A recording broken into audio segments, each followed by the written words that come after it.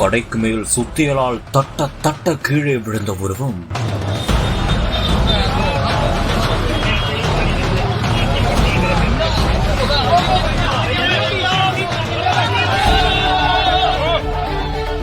எடுக்க எடுக்க பதை பதைக்க வைத்த ஓர் மிருகம். நொடிக்கு நொடி, நிமிடத்துக்கு நிமிடம் எகிரிய பரபரப்பு.